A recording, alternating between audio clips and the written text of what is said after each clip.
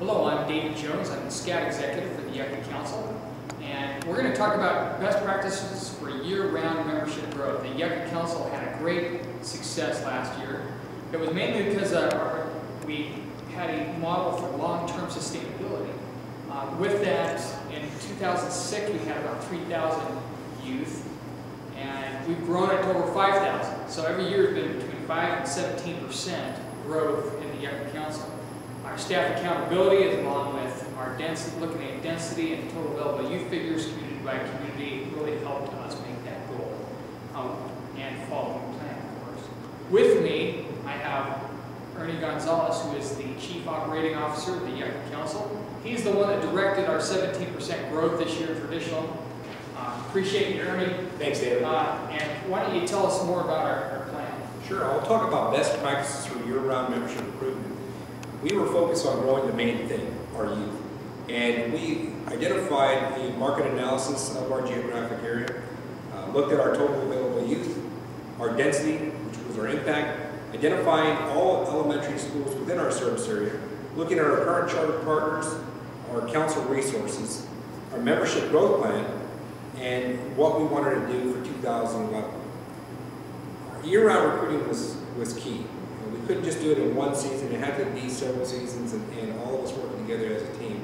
We looked at drop youth for our low-hanging fruit, if you will, and get them back into the program. Kids that were previously active, that were no longer active in the program, we looked at them to help with our retention and get them back. We also included a spring roundup, which took place in March and April, and with the idea to bring in units that were weak or needed some assistance in growing their adult leadership membership and also their youth membership. We included a strong Tired Cub recruitment in April and May in an effort to recruit kindergarten boys to join active Cub Scout packs and having their parents become adult registered leaders, and then having those boys participate in our Cub Scout day camp. Our fall roundup took place between August and December, and we went after charter schools and private schools in August and any public schools that started in the latter part of August. We tracked our success monthly, and we held our staff accountable through quarterly reviews. We also had unit membership inventories that took place between in November and December and during the recharter process to identify any boys that we had recruited in the fall that weren't in the rosters yet. Our market analysis included a history of our membership of 3 to 5 years. We looked at where we were and where we wanted to go. We again looked at our total available youth, our current density. We looked at the council strategic plan, and then we identified council and district goals based on all those elements. And then we held our staff accountable with staff goals through the PDS system. Our council membership plan required awareness. We had to sell it to everybody involved. We included staff training as a part of our membership plan.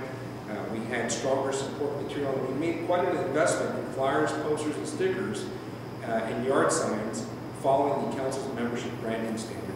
And then we trained our volunteers to duplicate our efforts because we knew that we couldn't do it alone. With a small professional staff, we needed to multiply our efforts by having quality adult volunteers. And then we worked on boy talks and school nights and roundups and going back to the basics. Boys Life magazine was a part of our registration that we charged at each boy during school nights. This was done to help our retention by including Boys Life magazine. Boy Talks were held Mondays, Tuesdays, and Wednesdays. Roundups were held Tuesdays, Wednesdays, and Thursdays, and we always chose a time in the evening, giving parents an opportunity to get home and then come back to the schools. Typically, they started around 6 o'clock, some at 6:30, and then some at 7 o'clock. We conducted the Boy Talks, the first option in a classroom where possible. Second option was grade assemblies, separating each grade. We also did recesses and PEs. We used scripted age-appropriate Boy Talks, scripted roundups and joint scouting nights to stay within a reasonable time, and we worked with volunteers. Again, volunteer participation was essential. We had to have volunteers and professionals buy into our membership plan.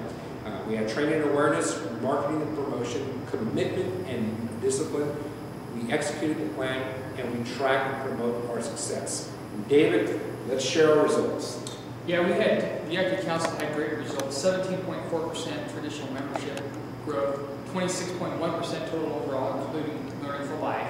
5 of the 6 districts got the Gold Award in the Journey to Excellence, as well as the council.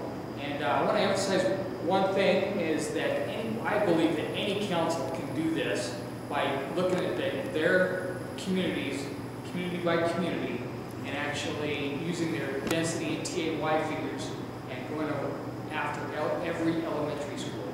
So with that, Ernie, thanks you for our success. Thanks, David. Appreciate it.